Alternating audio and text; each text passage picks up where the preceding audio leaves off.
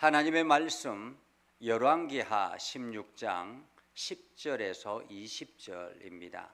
열왕기하 16장 10절에서 20절입니다. 우리 다 같이 함께 한 목소리로 읽겠습니다. 아하스 왕이 아수르의 왕 디글랏빌레셀을 만나러 다메섹에 갔다가 거기에 있는 제단을 보고 아하스 왕이 그 제단의 모든 구조와 제도의 양식을 그려 제사장 우리아에게 보냈더니 아하스 왕이 다메섹에서 돌아오기 전에 제사장 우리아가 아하스 왕이 다메섹에서 보낸 대로 모두 행하여 제사장 우리아가 제단을 만든지라. 왕이 다메섹에서 돌아와 제단을 보고 제단 앞에 나아가 그 위에 제사를 드리되 자기의 번제물과 소제물을 불사르고 또 전제물을 붓고 수언제 짐승의 피를 제단에 뿌리고 또 여호와의 앞 곧 성전 앞에 있던 놋 제단을 새 제단과 여호와의 성전 사이에서 옮겨다가 그 제단 북쪽에 그것을 두니라. 아하스 왕이 제사장 우리아에게 명령하여 이르되 아침 번제물과 저녁 소제물과 왕의 번제물과 소제물과 모든 국민의 번제물과 그 소제물과 전제물을 다 이 큰 제단 위에 불사르고 또 번제물의 피와 다른 제물의 피를 다 그 위에 뿌리라. 오직 놋 제단은 내가 주께 여쭐 일에만 쓰게 하라 하매 제사장 우리아가 아하스 왕의 모든 명령대로 행하였더라.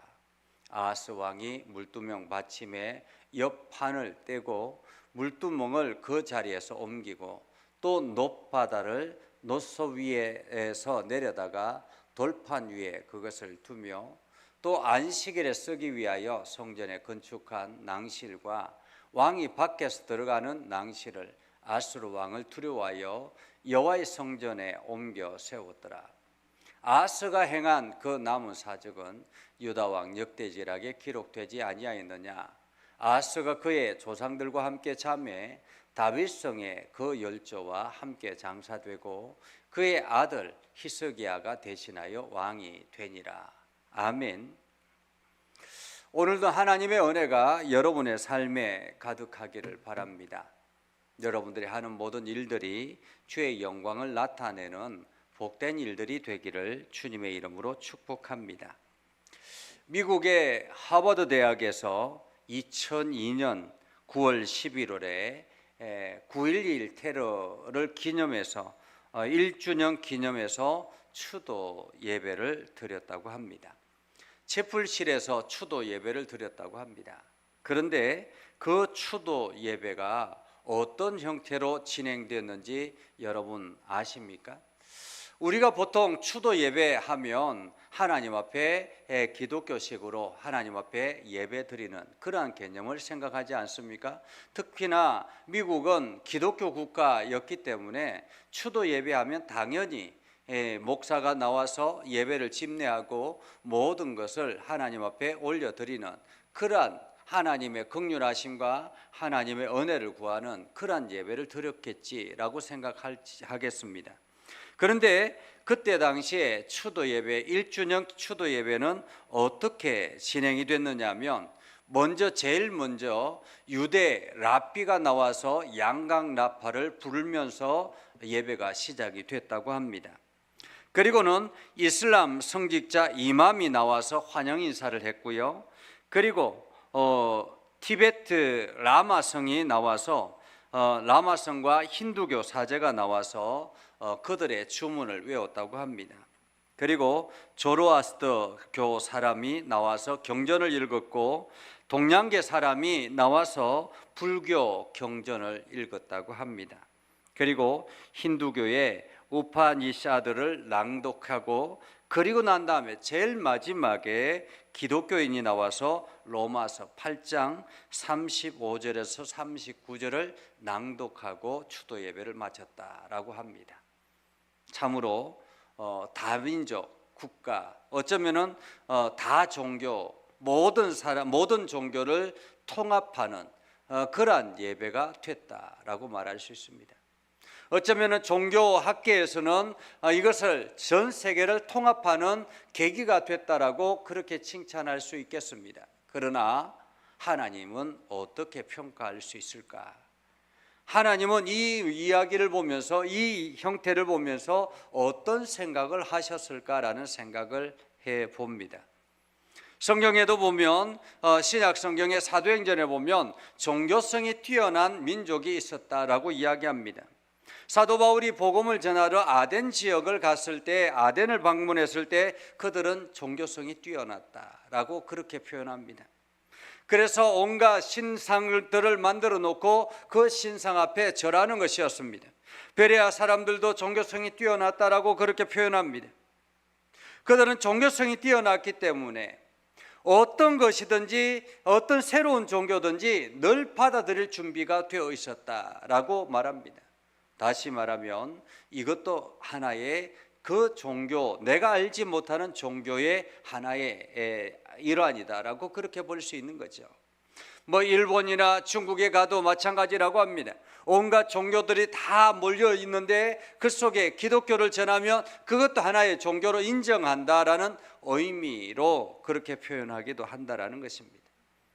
여러분, 종교성이 뛰어나면 신앙심이 좋을 것처럼 보여지지만은 사실 그렇지 않습니다. 종교성이 뛰어날수록 오히려 겉멋이 늘어나고 그 종교성으로 인해서 엉뚱한 이단으로 빠지는 경우들이 굉장히 많습니다. 신앙인들 가운데서도 종교성이 뛰어난 사람들이 있습니다. 그래서 어떤 것들이든지 늘 새로운 것들을 추구하며 나아가는 사람이 있습니다. 그런 사람들이 빠지는 곳이 바로 이단입니다. 이단. 말씀이면 충분합니다가 아니라 그들에게는 뭔가 새로운 것이 늘 필요했고 그것을 충족시키는 것이 바로 이단이고 그 이단에 빠지기 시작하면 더 이상 헤어나올 수가 없는 그러한 굴레에 빠지게 된다라는 것입니다. 어쩌면 아하스 왕은 종교성이 뛰어난 사람이라 그렇게 볼 수 있겠습니다. 우리가 오늘 새벽에 말씀을 묵상할 때도 마찬가지였죠. 아하스 왕이 등장하자마자 어떻게 합니까? 자기 아들을 몰렉의 그 불 가운데 던지는 몰렉의 제단에 자기 아들을 내어주는 그러한 형태를 가집니다. 온갖 작은 산, 높은 산, 푸른 나무가 울창한 곳이 있으면 그곳에 산당들을 지어서 끊임없이 우상 앞에 절을 하게 만드는 그러한 사람이었습니다. 결국에는 하나님께서 그에게 매를 들어서 아람 민족과 북이스라엘, 북왕국이 연합해서 남유다를 치게 했고 그리고 예루살렘을 포위해서 이제는 목숨이 경각에 달려있는 그러한 상황이었습니다.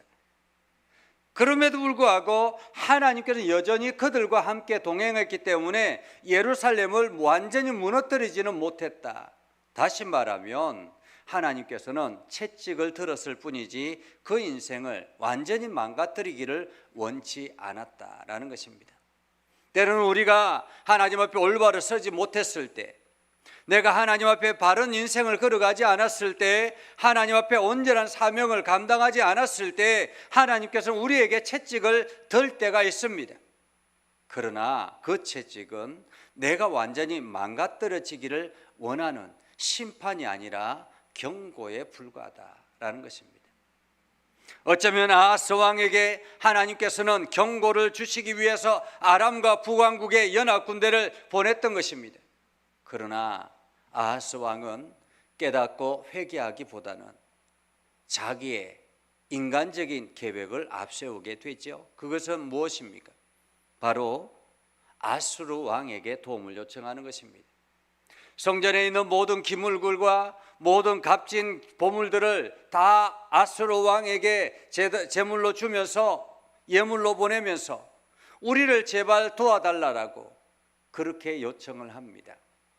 그래서 아수르 왕이 안 그래도 자기가 더 팽창해야 되겠다라는 그런 욕망을 가지고 있는 상황에서 이 유다의 요청에 기꺼이 응하게 되죠. 그래서 아수르 왕이 어디를 칩니까?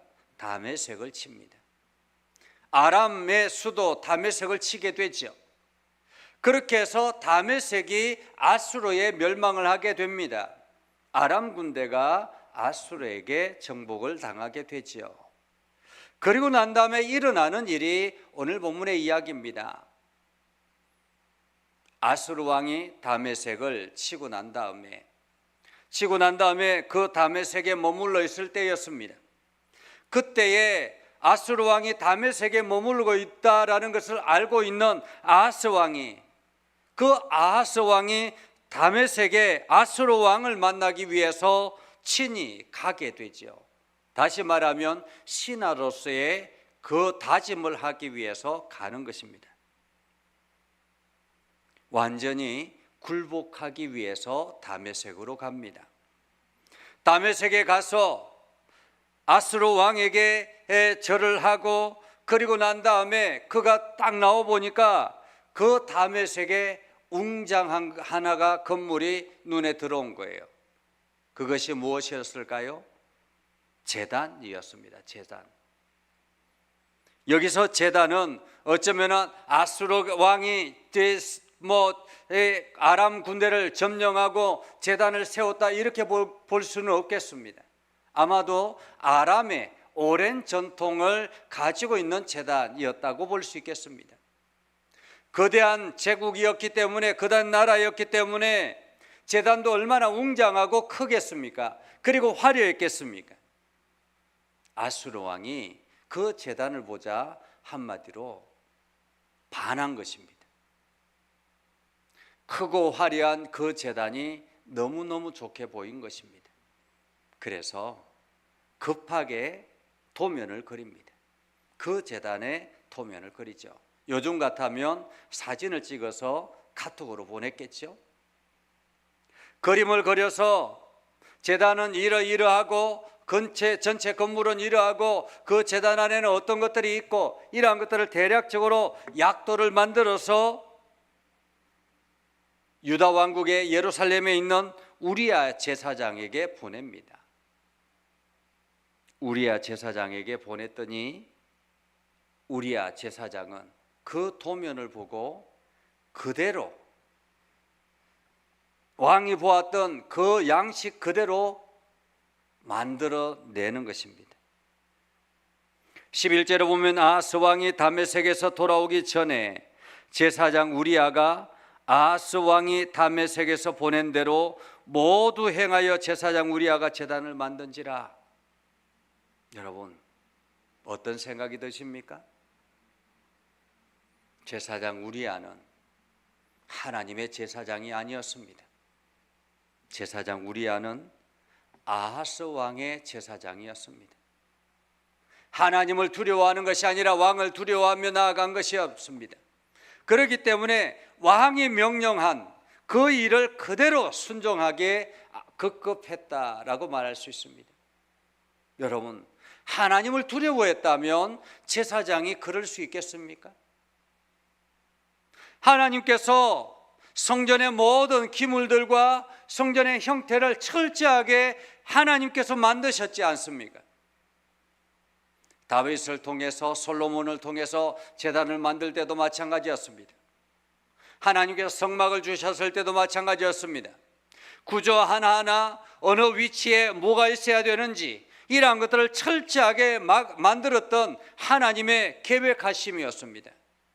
그런데 자기 마음대로 왕이 명령했다고 자기 마음대로 그것을 변경하는 것을 보면 이 우리야 제사장은 더 이상 하나님을 의지하는 사람이 아니라라고 말할 수 있습니다. 여러분, 제사장이 영적으로 무너지기 시작하자 그 나라는 완전히 우상화되어져 버리는 것입니다. 말씀 앞에 설 수 있는 사람이 아무도 없는 거예요. 제사장마저도 무너져 버렸기 때문에 왕을 거역할 수 있는 사람이 아무도 없는 것입니다. 남유다는 신앙이 곧 왕권이고 신앙이 곧 모든 권력의 중심이었거든요. 그런데 어느 순간인가 왕이 그 신앙의 모든 것 위에 있었다라고 말할 수 있습니다. 하나님의 자리에 왕이 올라서 있었던 것입니다. 자, 그렇게 해서 다메섹에서 돌아와 보니까 그대로 자기가 계획한 대로 그대로 제단이 만들어져 있습니다. 왕 아하스가 그 제단을 보고 만족해서 거기에다가 번제물을 드리고 소제물을 불사르고 전제물을 붓고 짐승의 피를 들여서 뿌려서 수원제를 드리고, 그리고는 여기에 그치지 않습니다. 그리고는 자기 마음대로 성전의 구조를 바꾸어 버립니다. 14절에 보면 여호와의 앞에 그 성전 앞에 있던 놋제단, 그 제단을 새 제단과 여호와의 성전 사이에 옮겨다가 그 제단 북쪽에 그것을 두었더라라고 말합니다. 여러분, 여기에 놋제단은 무엇입니까? 사람이 자기의 죄를 회개하기 위해서 자기의 짐승을 가져와서 그 제단에서 하나님 앞에 올려드리는 것 아닙니까? 짐승을 잡아서 희생의 제사를 올려드리는 거죠. 그리고 하나님의 응답하심을 기대하며 감사하며 하나님 앞에 감사의 제물과 화목의 제물을 올려드리는 곳이 바로 이곳이었습니다. 그렇기 때문에 가장 먼저 있는 곳이 이 제단이었습니다. 그런데 오늘 왕은 그 제단을 어디다 옮겨 놓습니까? 북쪽 저 구석에다가 옮겨 놓습니다. 여호와의 성전과 새로운 제단과 그 사이에 저 뒤쪽에 옮겨다 놓았다라고 말합니다. 더 기가 막힌 것은 그가 하는 말입니다. 15절을 보면 이렇게 말합니다. 아하스 왕이 제사장 우리아에게 명령하여 이르되 아침 번제물과 저녁 소제물과 왕의 번제물과 그 소제물과 모든 국민의 번제물과 그 소제물과 전제물을 다 이 거제 제단 위에 불사르고 번제물의 피와 다른 제물의 피를 다 그 위에 뿌리고, 오직 놋제단은, 다시 말하면 번제물은 새롭게 만든 큰 제단에다가 그것에다가 뿌리고 그곳에다가 제단을 드리고, 이 놋제단은 내가 주께 여쭐 일에만 쓰게 하라라고 말합니다. 내가 주께 여쭐 일에만, 다시 말하면 이 놋제단은 저 한 구석에다가 두고는 내가 하나님 앞에 요청할 때만 쓰게 하라라는 것입니다. 성도들이 자기 마음대로 인생을 살아가다가 전혀 하나님을 기대하지 아니하고 하나님을 의지하지 아니하고 하나님의 말씀을 듣지도 아니하고 자기 마음대로 살다가 자기 필요할 때만 하나님 앞에 나와서 기도하고 나아가는 것, 하나님은 기뻐하실까요? 별로 하나님께 기뻐하지 않겠죠. 이런 것과 같습니다. 여러분의 자녀들이 평상시에는 안부도 묻지 아니하고 그냥 자기 일에만 매달려서 살다가 꼭 필요할 때만, 뭔가 요청할 때만 전화를 드리는 것, 그러면은 그 자녀가 전화 오면 얘가 또 뭐가 필요하구나, 이것만 생각하면 어떨까요? 별로 기분이 좋지 않은 거죠.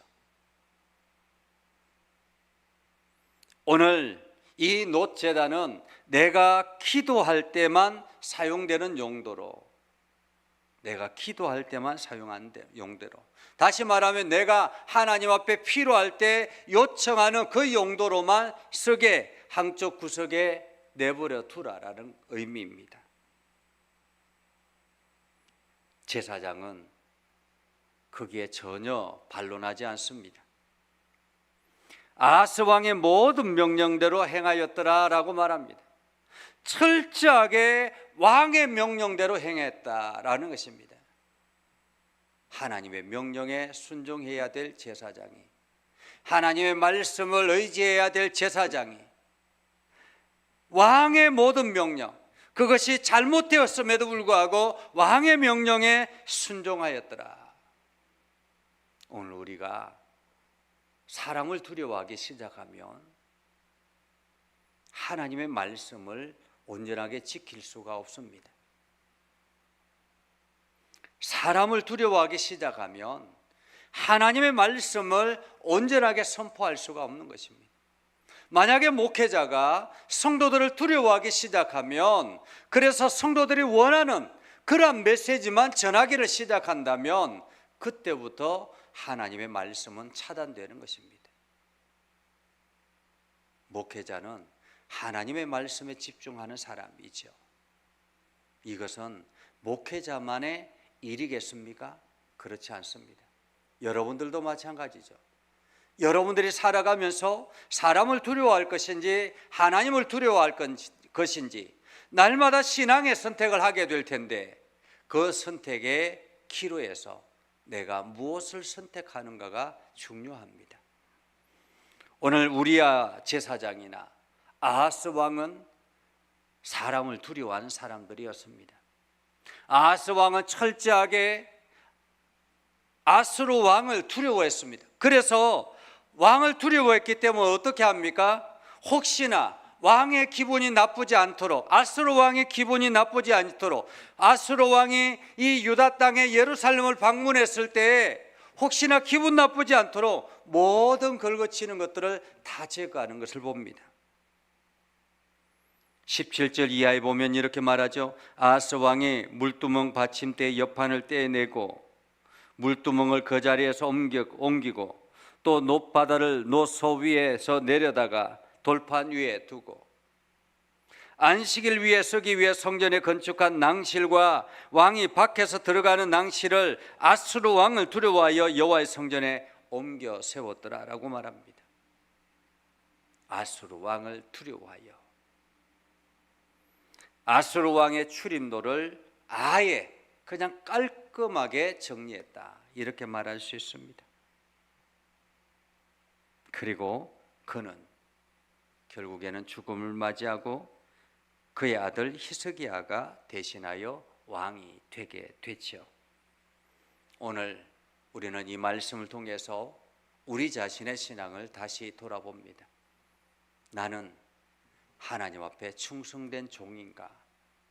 나는 하나님의 말씀을 신뢰하며 그분의 말씀을 최고로 생각하는가? 사람을 두려워해서 영적인 선택을 하지 못하는 어리석은 아하스 왕이나 우리와 같지는 않은가? 우리 자신을 돌아보고 오늘도 우리가 하나님 앞에 겸손하게 서는 저와 여러분이 되기를 주님의 이름으로 축복합니다. 기도하겠습니다. 거룩하신 아버지 하나님, 오늘도 우리 가운데 함께 하시고 하나님의 은혜를 부어주셔서 우리가 믿음 안에 서게 하시고 하나님의 영광을 나타내게 해주심을 감사합니다. 하나님, 오늘도 우리가 하나님을 두려워하며 하나님의 말씀 앞에 겸손하게 서며 어떤 상황에서든지 하나님의 말씀에 순종하기를 다하는 믿음의 일꾼들 되게 하옵소서. 그래서 하나님의 영향력이 우리의 생활에 가득하게 하시고 이것을 통해서 만 백성들이 하나님을 두려워할 수 있도록 우리를 축복의 통로로 사용하여 주옵소서. 오늘도 모든 성도들에게 평안을 허락해 주시고 평안한 안식을 얻게 해 주셔서 오늘 밤도 잘 자게 하여 주시옵소서. 예수님의 이름으로 기도드리옵나이다. 아멘. 이제는 우리 구주 예수 그리스도의 은혜와 하나님 아버지 극진하신 사랑과 성령님의 감화 감동 역사 위로 교통하시며 은혜가 주의 말씀 안에 있는 믿음의 백성들 위해 하는 모든 일들 위해 영원토록 함께 하옵시기를 간절히 축원하옵나이다. 아멘.